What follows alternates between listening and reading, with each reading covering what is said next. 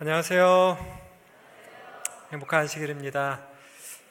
이 성전으로 우리의 발걸음을 인도해 주신 하나님께 먼저 감사드리고, 그리고 또 이곳으로 발걸음 옮기신 우리 모든 성도님들을 진심으로 환영하고 진심으로 축복합니다. 오늘 예배와 또 말씀을 통해 우리의 마음이 주님 안에서 만족감을 얻고 우리 각자에게 필요한 여러 가지 것들이 주님의 섭리 안에서 채워질 수 있기를 간절히 바랍니다. 오늘은 정로의 계단 두 번째 시간입니다. 죄인은 그리스도가 필요함이라는 장의 말씀을 봅니다. 우리가 신앙을 한 문장으로 표현한다라고 할 때 여러 가지 다각도로 표현할 수가 있을 거예요. 근데 그 중에 한 가지는 이렇게도 표현할 수 있지 않을까 싶습니다. 예수님께 가까이 나아가는, 더 가까이 나아가는 과정이다라고도 말할 수 있지 않을까 싶어요. 이 정로의 계단, 영어 제목으로는 Steps to Christ 자체가 예수님께 나아가는 단계들, 과정들, 계단들이라는 뜻이잖아요. 오늘은 두 번째 시간입니다. 지난 시간에 저희가 보았던 부분을 잠시 보고 넘어가도록 하겠습니다. 하나님께는 어떤 마음이 있냐면 자녀들을 행복하게 하시려는 갈망이 있다라고 말씀드렸죠. 하나님께 어떤 마음이 있다고요? 우리 인간 자녀들을 어떻게 하면 조금 더 행복하게 해줄까라는 걸 뭐 하신다고요? 고민하시고 갈망하시는 분이라고요. 하나님께는 인간 자녀들을 행복하게 해주고 싶으신 갈망이 온 마음에 가득 차 있으시죠. 그 마음을 그리고 표현해 주기를 간절히 바라십니다. 우리가 자녀들을 안아주고 눈을 맞추고 뽀뽀해주고 맛있는 걸 만들어주고 사주고 장난감을 사주고 하는 그 마음도 다 무슨 마음이에요? 다 자녀를 행복하게 해주려는 갈망의 마음입니다. 그리고 그런 행동들은 다 자녀의 행복을 갈망하는 부모들의 마음을 표현하는 것이죠. 이 표현이라는 단어를 조금 어렵게 표현하자면 그 말이 계시라고 할 수 있을 거예요.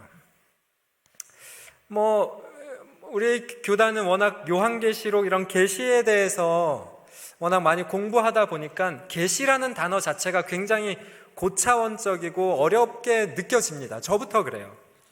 그런데 조금 쉽게 표현하자면 계시는 보여주는 거예요. 근데 하나님이 우리에게 뭘 보여주세요? 결국에 보여주고 싶어 하시는 건 결국엔 뭐예요? 하나님의 사랑이에요.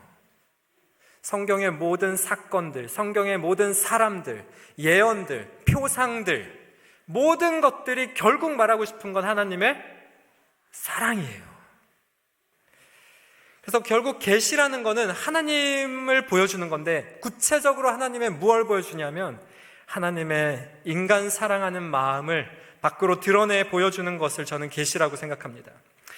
하나님은 인간의 행복을 갈망합니다. 그 갈망을 표현하길 원하세요. 그리고 그 표현을 계시라고 할 수도 있을 거라고 봅니다. 인간 사랑하는 마음을 표현하시는 것, 그것은 천연계를 통해서 역사와 양심, 그리고 더 나아가 특별 계시인 성경과 예수님 그분의 삶의 모습 자체를 통하여 어떻게 창조주가 인간의 방식과 인간의 언어로 인간을 사랑하는지를 보여준 것이 바로 예수님의 삶이셨죠. 그런데 한 가지 문제가 생겼습니다. 죄가 하나님의 이 증거, 사랑의 증거들을 해석할 수 있는 우리의 능력을 약화시켜서 천연계를 통한, 물론 천연계뿐만이 아니죠. 여긴 다 포함될 겁니다. 천연계를 통한 하나님의 자기 계시를 제한해 버렸습니다. 그래서 기본교리에 보시면 사랑의 하나님은 이러한 문제들에 대해 우리가 답을 얻을 수 있도록 자신에 대해서 특별한 계시, 하나님의 사랑이 어떠한지를 사람들이 오해하지 않고 볼 수 있도록 특별한 계시를 보여주셨죠. 그것이 성경이고 그것이 예수님이었습니다. 그 중에서도 특별 계시 중에서도 또 특별히 무엇이 하나님의 품성에 대한 가장 최고의 계시일까요, 여러분? 그렇죠. 예수님의 십자가상의 죽으심은 하나님의 품성에 대한 궁극적 계시다. 이보다 더 하나님을 보여줄 수 있는 계시는 있다 없다? 없어요. 이보다 더 하나님의 마음과 사랑을 가장 잘 표현해 주는 것은 없어요. 이게 최고예요. 그래서 지난 시간 마지막으로 보았던 정로의 계단 말씀이 이 말씀이었죠. 당신을 사랑하지 않는 세상을 사랑하는 하나님의 무한하신 사랑, 그 십자가 사랑을 말합니다. 이러한 생각, 그 십자가 사랑을 묵상하는 우리의 생각은 우리의 마음을, 심령을 부드럽게 하며 우리의 마음을 사로잡아 하나님의 뜻에 어떻게 한다고 하고요? 순종하도록 해준다고요. 그래서 순종은 내 결심과 내 의지로 하는 거라고요? 아니라고요? 아니라고 말씀드렸죠. 성경에는 이와 같이 하나님의 사랑을 나타내주는 수많은 이야기들이 기록되어 있습니다. 사실 성경 처음부터 성경 끝까지는 모두 그 이야기예요. 하나님을 사랑하지 않는 인간들과 그런 인간들을 끝까지 사랑하신 하나님의 무한하신 사랑의 이야기가 끝없이 담겨있는 책이 바로 성경책인 것이죠. 그 중에 누가복음 5장의 말씀도 그와 같습니다. 같이 한번 읽어보겠습니다. 깊은 데로, 시작. 깊은 데로 가서 그물을 내려 고기를 잡으라. 시몬이 대답하여 가로되 선생이여 우리들이 밤이 맞도록 수고를 하였으되 얻은 것이 없지만은 말씀에 의지하여 내가 그물을 내리리이다. 잘 아시는 말씀이죠. 그래서 예수님이 깊은 데다 그물을 다시 한번 내려봐라 해서 그물을 내렸더니 어떻게 됐어요? 그물이 찢어질 정도로 많은 고기가 잡혔다라는 얘기 다 아시죠? 이 부분에 대해서 시대소망이 이렇게 이야기합니다. 이때까지는 제자 중 아무도 동역자로서 예수님과 온전히 연합하지 않았다. 그들은 예수님께서 행하시는 많은 이적들을 목격하였고 그분의 교훈에 귀를 기울였다. 그러나 그들은 이전의 생업을 완전히 버리지는 못하였다. 여러분, 여기 말하는 이때까지가 구체적으로 제자들이 예수님을 처음 만난 지 얼마가 지났을 때였을까요? 제가 이것을 맨 처음 깨닫고 나서 사실 저는 깜짝 놀랐었는데요. 이제 AD 27년경 12월쯤에 제자들이 예수님을 처음 만납니다. 그래서 이 안드레가 우리가 메시아를 만났다라고 한 고백이 바로 이때 한 고백입니다. 이때 예수님을 처음 만나서 그분의 제자가 되기로 부름을 받고 제자가 되기로 하였습니다. 그로부터 1년 한 2개월이 지났을 때 침례 요한이 투옥이 됩니다. 침례 요한이 투옥되고 나서부터 한 6개월이 흐른 후에 있는 사건이 오늘 방금 읽은 말씀이에요. 깊은 데로 가서 그물을 던져라. 근데 이때까지는 아무도 제자들 중에 예수님과 온전히 연합한 사람이 있었다고요? 없었다고요? 없었다고요. 무려 몇 년, 1년 몇 개월이요? 1년 8개월이 지났는데 3년 6개월 중에 1년 8개월이 지났는데 아무도 예수님께 올인하는 제자가 한 명도 없었다는 거죠. 너무 놀랍지 않습니까? 42개월 중에 20개월이 지나도록 제자들은 전적으로 예수님께 헌신하지 않은 채로 있었고 예수님은 그런 제자들을 있는 그대로 품어주고 수용하며 그들과 함께 지내는 중이셨다라는 것이죠. 근데 이때에 제자들이 왜 그물질을 하고 있었는지에 대해서 시대소망은 좀 더 자세하게 이야기합니다. 침례 요한의 투옥은 6개월 전에 있었던 침례 요한의 투옥은 그들에게 매우 쓰라린 실망이었다. 만일 요한의 전도의 결과가 이와 같은 것이라면 그들은 모든 종교 지도자들이 연합하여 대적하고 있는 그들의 주님에게 거의 소망을 걸 수가 없었다. 침례 요한조차도 그의 삶의 끝이 이렇게 비참한데 우리들은 어떻게 될까? 그래서 이런 환경 아래서 잠시나마 돌아가서 고기잡이를 하는 것이 그들에겐 위안이 되었어요.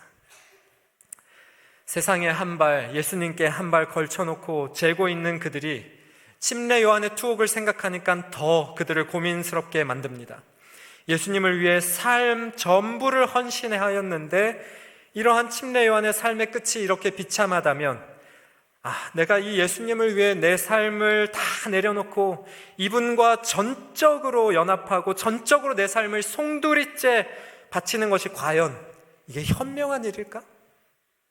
고민에 휩싸였던 것입니다. 우리들도 그럴 때가 있습니다.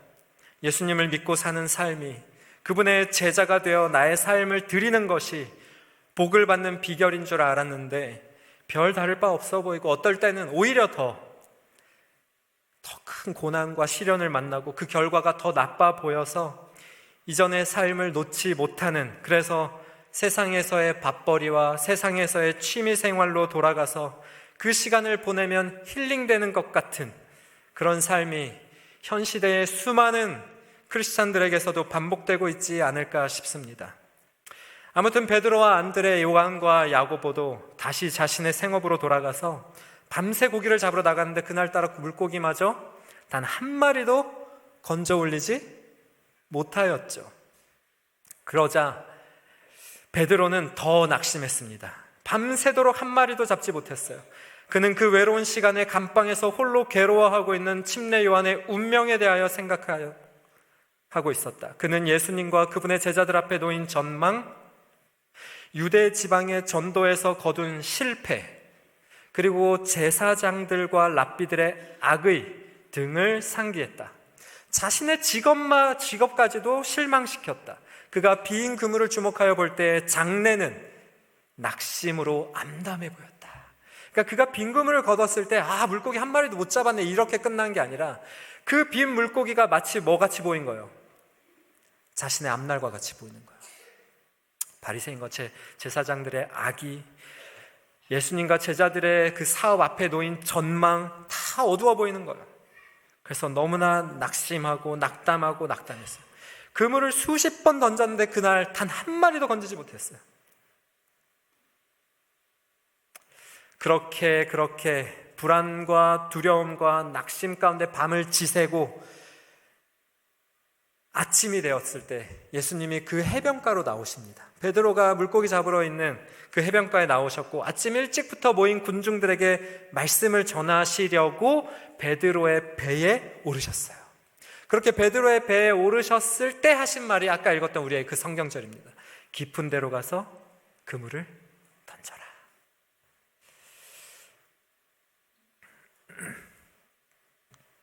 그렇게 그물을 던졌을 때 어떤 일이 벌어집니까?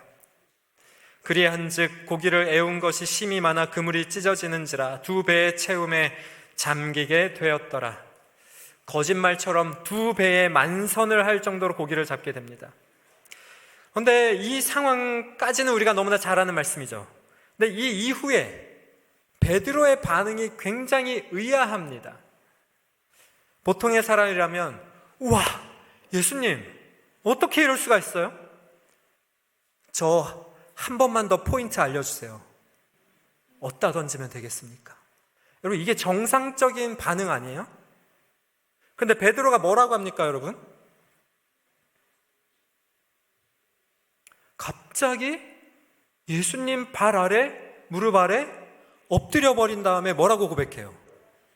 주여, 나를 모아소서? 떠나소서. 나는 죄인이로소이다. 너무나 의아하지 않습니까? 너무나 이 흐름이 이상합니다. 물고기 잡았게 해줬으면 주님, 내일도 부탁합니다. 내일도 요 시간 요 자리 아셨죠? 내일 봅시다. 이래야죠. 그런데 갑자기 엎드리더니 주여 나를 떠나소서. 나는 죄인이로소이다. 이런 고백을 하는 거예요. 왜 그랬을까요, 여러분? 시대의 소망이 참 정말 너무나 좋은 기별이 있습니다. 그는 예수님 안에서 만물을 지배하고 계시는 분을 보았다. 신성의 임재하심이 자신의 뭘 드러냈어요? 부정함을 드러냈다. 그의 선생에 대한 사랑, 자신의 불신에 대한 수치, 그리스도의 겸비에 대한 감사, 그리고 그러나 무엇보다도 무한히 순결하신 분 앞에서 깨끗지 못하다는 느낌이 그를 압도하였다. 예수님 안에서 하나님의 신적인 능력과 모습과 사랑을 본 거예요. 그런데 하나님의 모습과 능력과 사랑만 보는 데서 그치지 않고 한 가지가 더 같이 보였어요. 뭐가 보였어요? 예수님의 수제자였음에도 불구하고 정작 예수님을 온전히 신뢰해요? 신뢰하지 못해요? 온전히 신뢰하지 못하고 하늘의 섭리를 전혀 믿지 못해요. 침례 요한의 운명에 대해서 전혀 믿음이 없어요. 예수님이 버리셨나? 하늘이 버리셨나? 이런 의심을 가지고 있었잖아요. 정작 예수님을 믿지 않는 불신이 자기 안에 있음을 비로소 새삼스럽게 깨달았고 그런 자신이 너무나 부끄러웠습니다. 그리고 그런 자신을 주님께서 존중해 주시고 있는 모습 그대로 부드럽게 대하시는 그분의 겸비하심을 보았어요. 그로 인해 그의 마음에 뭐가 새롭게 벅차올랐을까요? 주님 향한 감사의 마음이, 감동이 막 새롭게 벅차오르는 거예요. 그리고 그런 그분에 비해서 자신은 너무나 불결하고 불손하고 죄가 많다는 사실이 깨달아진 것입니다. 여러분, 죄인은 스스로 죄인이라는 사실을 깨달을 수 있을까요? 없을까요? 네? 죄인이 스스로 죄인이라는 사실을 깨달을 수 있을까요? 없을까요? 우리가 이성적으로, 이론적으로 혹은 관념적으로는 알 수 있어요. 내가 목사님 맨날 죄인이라고 하시니까 죄인인가 보다. 이런 거 말고 진짜 마음으로 이 죄가 깨달아지는 절대 없습니다. 여러분, 죄가 무서운 이유가 있는데요. 죄는 용서받을 수 있어요. 그 어떤 죄든지. 그런데 죄가 진짜 무서운 이유는 스스로 죄를 알 수 없다는 데 있어요. 그게 참 함정입니다. 마치 우리의 눈가에, 제 눈에 지금 혹시 뭐가 묻었다고 쳐보는 거예요. 그 눈에 묻은 걸 제가 스스로 볼 수 있습니까, 여러분? 저의 시야가 굴절이 되나요? 절대 굴절되지 않죠.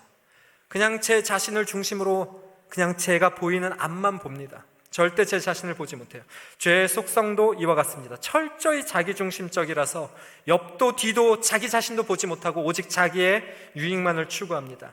죄인의 시력과 시야도 이기적이기 때문에 자기에게 유익한 방향만 직시하고 바라봅니다.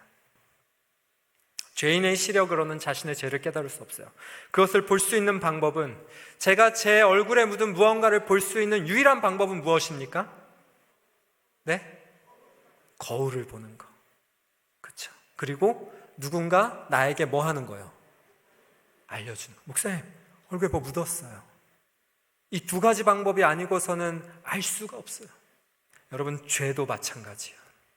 나에게 있는 죄도 내가 아닌 다른이, 특별히 누구일까요? 성령께서 말씀해 주지 않으시고, 그리고 율법의 거울로 내가 비침받지 않으면 우리는 절대 깨달을 수 없는 거예요. 율법과 성령을 통해 하나님의 뜻과 사랑을 발견할 때 나의 죄가 비로소 그제야 보이기 시작하는 것입니다. 그래서 베드로 역시 그런 수치와 죄송스러움과 감사와 사랑이라는 이 복잡한 심정으로, 어떤 마음이요? 수치와 감사와 부끄러움과 사랑이라는 복잡한 심정으로 주님 앞에 뭐라고 하는 거예요? 나를 떠나소서, 나는 죄인이로소이다 라고 하면서 시대의 소마에 보면 예수님의 어디를 붙잡았다고 나오는지 아세요? 예수님의 발을 붙잡았다고 나와요. 입으로는 나를 떠나소서 하지만 어떻게 하는 거예요? 주님을 어떻게 해요? 붙잡는 거예요. 필요하다라는 것이죠. 베드로는 그제서야 자신에게 예수님이 절실히 필요되고 요구된다라는 것을 깨닫기 시작한 것입니다. 그래서 그는 그런 수치와 죄송스러움, 감사와 사랑, 이러한 마음으로 주님을 붙잡고 주님의 발에 매달렸던 것입니다. 여러분, 운전을 하시다가 야간에 음주운전 단속을 경험해 보신 적이 아마 다들 있으시죠? 제가 운전을 시작하고 얼마 되지 않았을 때 처음 이걸 경험할 때였어요. 처음. 아직 초보 운전에, 그리고 경찰의 단속에 대해 이런 경험이 거의 없던 제가 어느 날 밤 운전을 하다가 음주운전 단속을 경험하게 되었습니다. 물론 저는 술을 마시지 않았어요. 그런데 제가 부끄러운 말이지만 벨트를 착용하지 못하고 있었어요. 그때 제가 어땠을까요? 별의 별 생각이 다 들었습니다. 이제는 알아요. 음주운전 단속은 벨트를 단속하지 않아요. 오직 이런 거 알려드리면 또 안 되는데 오직 음주운전만 단속합니다. 다른 거 단속하지 않아요. 제가 그때 그걸 압니까? 제가 진짜 정말 심장이 막 쿵쾅쿵쾅 뛰면서 나도 한번 영화를 찍어볼까? 여기서 불법 뉴트럴 한번 확 돌려버려야 되나? 도망가야 되나? 쫓아오면 어떡하지? 별의 별 생각이 다 들었어요. 차를 돌릴까? 그럼 너무 티 나는데. 지금이라도 벨트를 맬까? 그러면 내 손이 올라간 게 바깥에서 보일 수도 있는데 어떻게 해야 되나? 태어난 척 할까? 근데 다행스럽게도 그냥 제 차는 검사도 안 하고 검색도 안 하고 그냥 보냈어요. 그냥 보냈는데 제가 참 마음이 허무해지더라고요. 그러면서 제가 들은 생각이 이처럼 작은 교통법규 하나만 충족시키지 못해도 인간, 경찰들 앞에서 이렇게 긴장을 하고 걱정을 하고 불안해하면서 안절부절 못하게 되는데, 한 인간 죄인이 하나님 앞에서 자신의 죄와 자신의 부족함을 깨닫게 될 때 얼마나 더 부끄럽고 자기 자신이 무가치하게 느껴지고 숨고 싶을까, 이런 생각을 해보게 되었습니다. 그런데 참으로 다행스럽게도 하나님 앞에서의 이 같은 깨달음은, 이 같은 인식은 하나님께서 성령을 통해 사람들을 회심시키고 그들을 더욱 헌신케 하실 때에 반드시 일어나는 첫 번째 단계라는 사실을 기억하시기 바라요. 베드로가 결함과 죄를 가진 인간이 신성의 완전함과 대조되어 드러날 때 그는 전적으로 부족하고 부정하다는 것을 느꼈다. 그러니까 하나님의 신성, 즉 그분의 능력 혹은 그분의 사랑이 보이면 보일수록 같이 보이는 게 있어요. 하나님의 사랑이 나에게 많이 계시되면 계시될수록 나에게 같이 보여지는 게 있어요. 그게 뭔지 아세요, 여러분? 나오죠. 신성의 완전함, 하나님의 품성과 하나님의 이 사랑이 드러날 때 같이 드러나는 거 하나, 우리들의 부정함, 나의 부족함, 우리들의 죄라는 거예요. 인류에 대한 하나님의 사랑, 저와 여러분을 향한 하나님의 사랑이 깊이 나에게 보여지면 보여질수록 같이 보여지고 보여지는 게 있는데, 그것은 우리들의 결함과 부족하고 연약하며 죄 많은 모습이에요. 저도 이런 경험들을 종종 했었습니다. 그런데 이런 경험을 제가 매일마다 하지 못합니다. 부끄럽지만.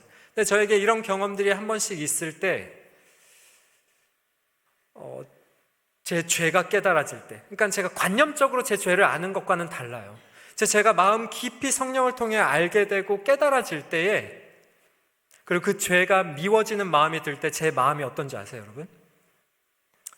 너무너무 행복합니다. 굉장히 행복해요. 마음이 굉장히 가벼워요. 뭐라고 표현해야 될지 모르겠습니다. 얼마나 감사한지 모릅니다. 참 감사하고 참 다행히 여겨야 하는 것은, 이 하나님의 사랑은 우리를 죄를 깨달음에서 멈추어 있지 않게 하시고 우리를 그러한 상태에서 건져 주실 수 있으신 누구를요? 우리들의 메시아, 우리들의 구세주, 누구예요? 그리스도께서 나에게 뭐하다는 사실, 필요하다는 사실을 깨닫고 느끼게 해주는 거예요. 그래서 이 죄가 깨달아졌을 때의 행복한 이유는 내가 누굴 필요로 하기 때문이에요. 예수님을 필요로 하기 때문에. 그 예수님을 필요로 하는 마음이 내 안에서 생겨날 때 여러분 굉장히 행복합니다. 너무나 행복해요. 예수님께서 이런 말씀을 하셨죠. 건강한 자에게는 의원이 쓸데없고 병든 자에게라야 쓸데 있느니라. 내가 의인을 부르러 온 것이 아니요 죄인을 부르러 왔노라. 그러니까 이 비유를 의인과 죄인에 대해서 이야기를 하시면서 하셨는데, 바리새인과 유대인들에게 하신 말씀이죠. 그런데 바리새인과 유대인들에게 이 말씀을 하시는데, 그들 중에 의인이 있었나요? 실제로? 있었어요? 없었어요? 없었죠. 그럼 여기서 건강한 자, 쉽게 말하면 의인이고 병든 자는 죄인인데 실제로 의인은 있어요, 없어요? 없어요. 그러면 건강한 자는 의인이 아니에요. 좀 더 정확히 표현하자면 여러분, 건강한 자가 없다라는 거거든요. 그러니까 건강한 자도 사실은 어떤 자예요? 병든 자. 그런데 이 건강한 자라고 하는 병든 자와 병든 자라고 하는 병든 자의 결정적인 차이는 무엇인가? 내가 병든 걸 아는 병든 자와 내가 병든 것을 모르는 어떤 자예요? 건강한 자인 거예요. 이거를 다시 표현하자면 사람은 두 가지로 분류가 되는데, 첫 번째는 내가 죄인이라는 사실을 아는 죄인과 내가 죄인이라는 것을 그렇게 잘 실감하지 못하고 인식하지 못하는 죄인이 있다는 거예요. 그렇지 않습니까, 여러분? 여러분, 어느 부류에 속하고 싶으세요? 우리 다 병들었고 우리 다 죄인이라는데, 그렇다면 이왕 죄인이고 이왕 병든 자라면 병든 것을 모르는 병든 자에 속하고 싶으세요? 병든 것을 아는 병든 자에 속하고 싶으세요? 아는 병든 자에 속해야 되겠죠. 죄를 성경에서 문둥병에 비유된 부분이 참 많잖아요. 지난 화요일에도 우리 장로님께서 말씀 전하실 때에 문둥병에 대해서 잠시 얘기를 하셨는데, 문둥병을 죄에 비유하는 가장 큰 이유는 죄의 특성과 독성 중에 뭐가 있기 때문이에요? 모르는 것이 있기 때문이에요. 내가 아픔을 못 느껴요. 병들어 있는데 아픔을 못 느껴요. 통증이 없어요. 내가 의인이 아니고 죄인인데 통증이 없어요. 아픔이 없어요. 굉장히 비참하고 가능성이 없는 상태입니다. 너무 안타까운 상황입니다. 주님께서 그러한 사람들을 보실 때 얼마나 애처로우실까요? 따라서 이 구절에서 죄인이란 그분을 구세주로 알고 그 필요를 느끼는 사람을 병든 자라고 말하는 것입니다, 여러분. 그 필요를 알고 필요를 인식하는 사람입니다. 그런데 수많은 사람들이 자신들의 죄를 모르죠. 예수님을 십자가에 못 박았던 사람들도 자신들의 죄를 알았어요, 몰랐어요? 몰랐죠. 예수님이 이렇게 기도해 주세요. 대신 기도해 주시죠. 주님, 아버지, 저 사람들 사해 주십시오. 자기들이 무슨 일을 하는지 모릅니다. 네, 여러분, 그 골고다의 그 군병들 뿐이었을까요? 자기들이 하는 것을 알지 못합니다라고 하는 그 사람들이 그 사람들 뿐이었을까요? 사랑하는 우리 별내교회의 성도들은 그런 사람의 부류에 속하지 않게 되기를 간절히 바랍니다. 여러분,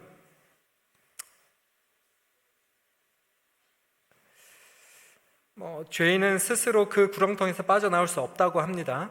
여러분, 구원받는 일이 쉬운 일인가요? 보통 이런 질문은 답이 뭘까요? 네? 둘 다죠. 그죠? 네. 구원받는 것은 쉽습니다. 은혜와 선물로 거저주시기 때문이에요. 그런데 좀 더 구체적이고 정확하게 표현하자면 어려운 지점이 하나 있어요. 그 난관이 뭐냐면, 구원을 받는 건 쉬운데 뭐가 어렵냐면 나에게 구원이라는 게 필요하다라는 것을 깨닫는 게 어려운 거예요. 이 차이가 무엇인지 아십니까, 여러분? 구원을 받는 건 쉬워요. 이미 십자가에서 완성해 놓으셨기 때문이에요. 받는 건 쉬워요. 그런데 문제가 뭐예요? 내가 그 구원을 진짜 뭐 하냐? 필요로 하는가? 갈망하는가? 정말 받기 원하는가? 이 마음을 갖는 게 쉽지만은 않다라는 거예요. 이 부분이 어려운 포인트라고 생각됩니다. 그렇다면 나에게 구원이 필요하다는 것을 깨닫기 위해서는 내가 얼마나 죄인인지를 깨달아야 돼요. 근데 내가 얼마나 죄인인지를 깨달으려면 뭐가 필요할까요? 베드로의 경험을 떠올려 보세요. 베드로가 자신이 죄인이라는 것을 깨달은 것은 무엇 때문이었어요? 뭐가 보여졌어요? 그에게 신성이 임재하면서 그에게 하늘의 능력과 만물을 지배하시는 예수님의 능력, 그리고 그런 부족하고 죄인을 겸비하게 다루시는 예수님의 부드럽고 온유하신 사랑이 넘치시는 그 품성, 그게 보여졌을 때 뭐가 보이는 거예요? 전혀 모르고 전혀 보이지 않던 뭐가 보여요? 자신의 죄가 보이는 거야. 그 자신의 죄가 보여졌을 때 뭘 느끼는 거예요? 무엇의 필요를 느끼는 거예요? 구원의 필요. 그리고 그 구원을 줄 수 있는 유일한 한 분 누구예요? 예수님. 그 예수님의 필요를 느끼는 거예요.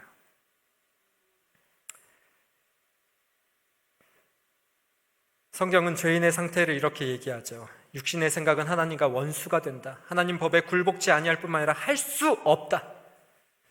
그러니까 죄인은 하나님의 법에 굴복하지 못합니다. 하나님의 법에 굴복할 수 있는 사람은 누구예요? 의인이에요. 왜요? 구스인이 그 피부를, 구스인은 지금의 아프리카, 에티오피아 이런 지역의 사람들을 말하는 겁니다.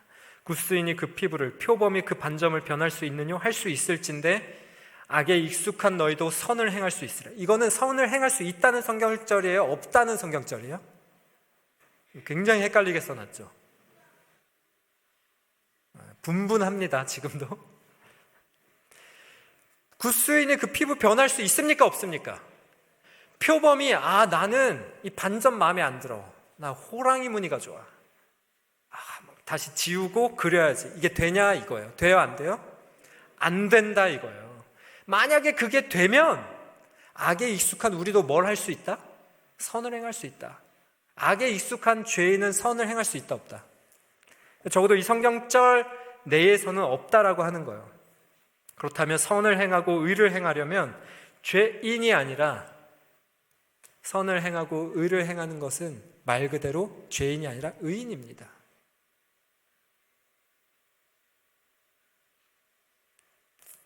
그렇다면 우리는 어떻게 의인이 될 수 있냐는 거예요. 주시는 의를 먼저 받아야 하는 것이에요. 한 가지 이야기를 드리고 오늘 말씀을 좀 마무리하도록 하겠습니다.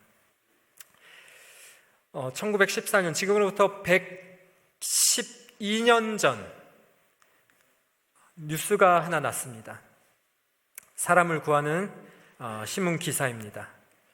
위험한 여정, 혹한, 굉장히 춥다라는 것이죠. 몇 달간 지속되는 길고 완전한 어둠, 끊임없는 위험, 안전한 귀환을 보장할 수 없음, 성공 시에는 명예와 영광을 얻을 수 있음, 이러면서 사람을 뽑았어요. 최초로 남극 탐험을 가려고 사람을 구하는 것입니다. 굉장히 위험하다. 어둠도 굉장히 길고 너무 춥고 임금도 적게 줄 거다. 그런데 5,000명이 지원했고 27명을 뽑았습니다. 197대 1의 경쟁률로 27명의 우수한 대원을 뽑았어요. 최종 합격한 27명과 함께 대장이었던 어네스트 셰클턴이라는 탐험가가 1914년 12월 5일에 인듀어런스 호를 타고 남극 탐험에 나섰습니다. 하지만 1915년 1월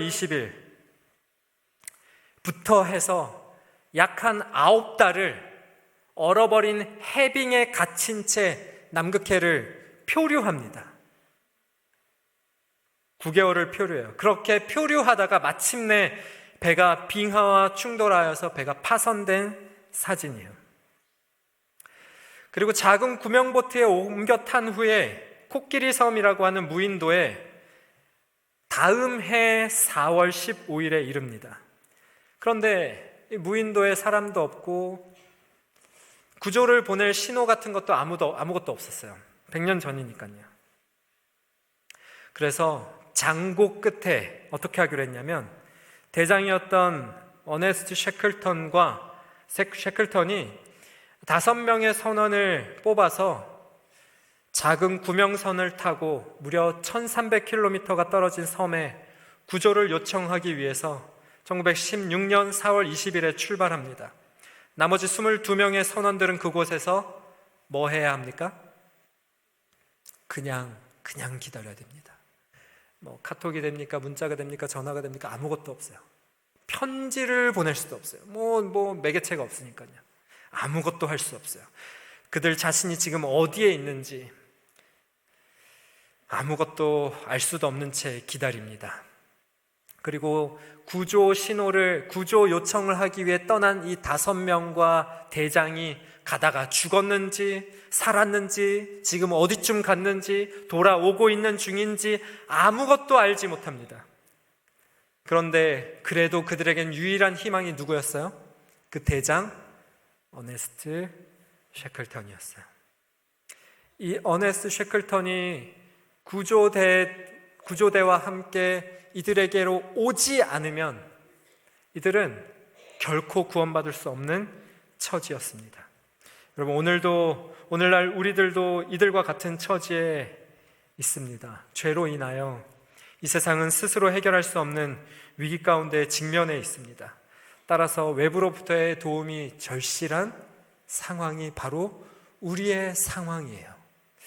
우리들이 거듭나고 우리들이 죄인에서 의인으로 변할 수 있는 것은 우리 자신의 노력과 의지로 되는 것이 아닙니다. 그것은 주님께서 거저 주시는 주님의 사랑을 일단 먼저 받아야 하는 것이에요. 지난주 설교 말씀과 같이 인류를 향한 하나님의 사랑은 아무런 조건 없이 인류에게 먼저 베풀어졌어요. 우리가 잘 아는 로마서 5장의 말씀과도 같이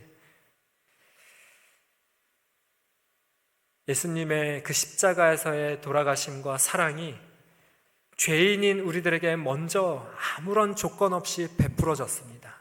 그 사랑을 받아들이고 그 사랑에 감동할 때, 그 사랑에 사로잡히고 우리의 마음이 부드러워질 때 우리는 비로소 그 주시는 의를 받아들이고 뭐가 될 수 있어요? 하나님 뜻에 순종할 수 있는 사람이 된다라는 것입니다. 여러분, 예수님께 가는 단계 두 번째를 오늘 살펴보았습니다. 첫 번째는 무조건적이고 먼저 선행되는 주님의 사랑이 우리를 먼저 찾아오는 것이에요. 여러분, 이 자리에 있는 우리 중에 그 누구도 그 어떤 사람도 먼저 예수님을 찾아 나선 사람은 단 한 사람도 없습니다. 우리가 누굴 통해 교회에 오게 되었든 간에 그 모든 근원은 누구로부터 온 거예요? 주님으로부터 온 것이죠. 예수님의 사랑으로부터 우리가 이 자리에 있는 것입니다. 그리고 그 사랑에 반응하며 그 사랑에 순종할 때에 주님의 뜻을 이루는 삶을 살게 되는 것이죠. 마지막으로 성경절 한 절 읽고 오늘 말씀을 마치겠습니다. 다 같이 읽어보겠습니다. 시작. 다른 이로서는 구원을 얻을 수 없나니 천하 인간의 구원을 얻을 만한 다른 이름을 우리에게 주신 일이 없음이니라. 아멘. 말씀을 마치겠습니다.